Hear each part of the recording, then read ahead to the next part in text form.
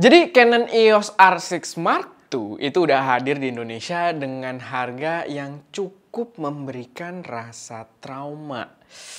Kira-kira masih layak nggak tuh ya buat dibeli? Kita bahas sedikit di episode Shutter News kali ini.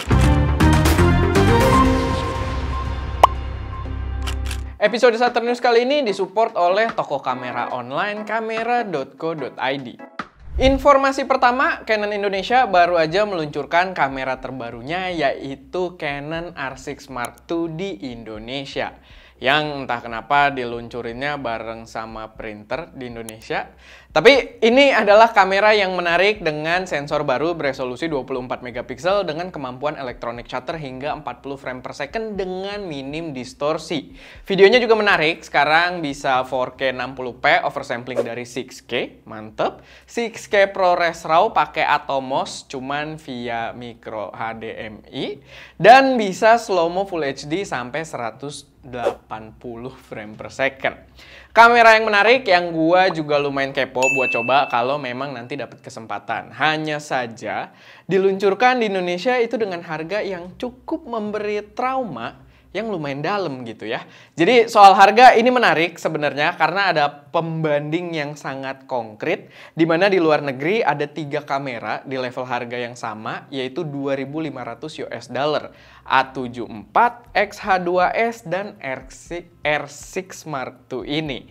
Dan mereka semua 2.500 US dollar, di mana 2.500 US dollar itu kalau dirupiahin cuma konversi aja, itu terakhir gua cek sekitar 39 jutaan rupiah.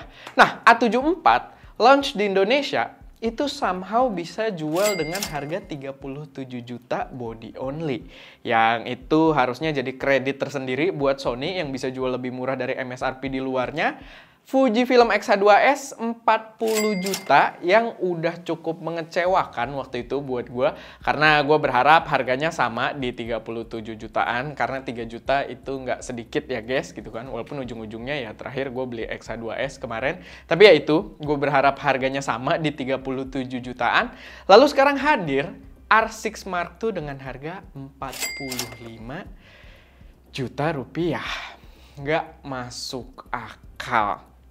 Dan ya, ini aneh banget karena 3 kamera ini di luar adalah kamera sekelas harganya yang bisa dikomparasi gitu kan. Karena memang sekelas harganya fair buat diadu.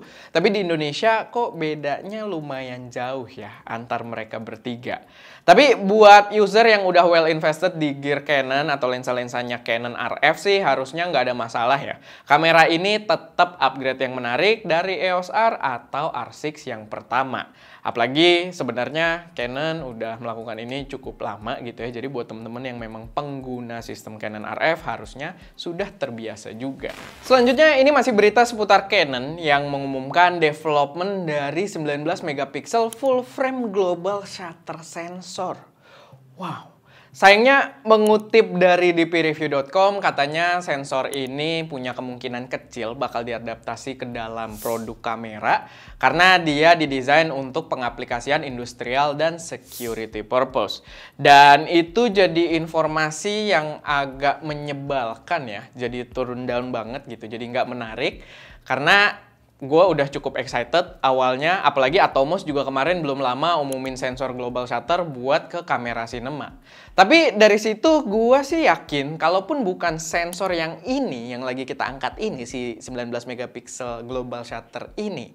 Tapi gue yakin, gue rasa Canon bakal keluarin sensor global shutter di masa mendatang buat kamera cinema. Karena ya dari situ kita tahu, mereka udah bikin sensor global shutter gitu, tinggal kita tunggu aja kapan bakal menyentuh jajaran kamera. Selanjutnya ini mengutip dari dpreview.com, Tim Cook, CEO dari Apple telah mengkonfirmasi kalau selama ini sensor kamera iPhone itu menggunakan sensor dari Sony.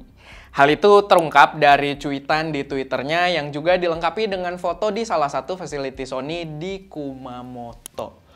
Menarik juga ya namanya Kumamoto gitu ya. Jadi ya itu sedikit jokes yang kuring. Gue sih nggak kaget sebenarnya karena sebenarnya Sony juga banyak bikinin sensor buat brand kamera lain yang notabene adalah saingan gitu kan. Jadi buat HP ya Gue nggak kaget, cuman jadi menarik aja. Karena ada fanboy Apple dan fanboy Xperia yang ribut sebagai rakyat jelata gitu ya. Dimana perusahaannya itu bekerja sama dengan sehat dan melihat kalian ribut-ribut seperti makhluk primitif gitu ya.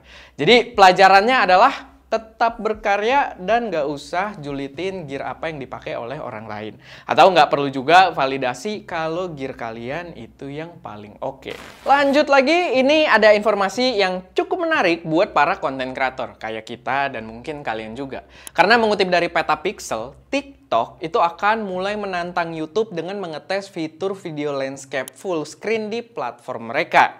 Apakah ini bakal mengancam YouTube? Menurut gua enggak juga, karena YouTube berfungsi dengan cara yang cukup berbeda. Tapi menurut gua ini adalah langkah yang sangat fair karena YouTube duluan yang ngikutin TikTok dengan adanya YouTube Short. So, kita biarkan aja mereka bertarung. Sebagai konten creator, kita lihat aja peluangnya cocok atau enggak untuk kita masuk juga ke platform tersebut. Terakhir, ini ada informasi seputar lensa Viltrox yang sebenarnya gue lagi nunggu-nunggu kapan lensa 75mm f1.2-nya keluar karena rumornya jelas banget dan bahkan gue punya video peluncurannya. Entah kenapa gitu ya, yang gua nemu karena diupload sama satu channel yang nggak begitu jelas channelnya juga, tapi sekarang udah hilang gitu. Jadi gua nggak tunjukin ke kalian karena gua nggak mau video ini ke take down juga. Tapi karena gua mantau channelnya Viltrox, gua malah baru tahu kalau mereka meluncurkan jajaran lensa anamorphic baru-baru ini.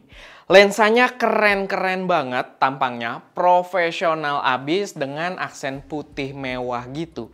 Keren banget dan hasilnya juga pastinya keren banget. Gua kenapa keren banget gitu ya. Jadinya agak bullshit gitu terdengar. Tapi ya kalian bisa lihat sendiri tampang lensanya itu seru banget gitu. Kita ubah dikit. Dan mungkin next gua bakal bahas di video khusus karena lensa ini bener-bener narik perhatian gua banget. Lama-lama kata banget juga gue agak capek gitu ya buat nyebutin. Tapi ya ini lensa yang menarik, mungkin gue bahas di video yang berbeda. Apalagi dari yang sebelum Viltrox itu cuma lensa third party murah dengan autofocus reverse engineering aja. Sekarang mengeluarkan lensa-lensa yang sangat-sangat menarik. Jadi ya mungkin kita akan bahas itu nanti. Tapi ya oke. Paling itu aja sedikit informasi yang bisa gue sampaikan di Shutter News kali ini. Kalau misalkan ada koreksi, saran, atau kalian punya informasi tambahan yang mungkin berguna buat teman-teman yang lainnya yang belum gue sampaikan di sini, silahkan taruh aja semuanya di kolom komentar. Dan ya, itu aja. Gue Erwin, di belakang kamera ada Ska, dan jangan lupa untuk berkarya.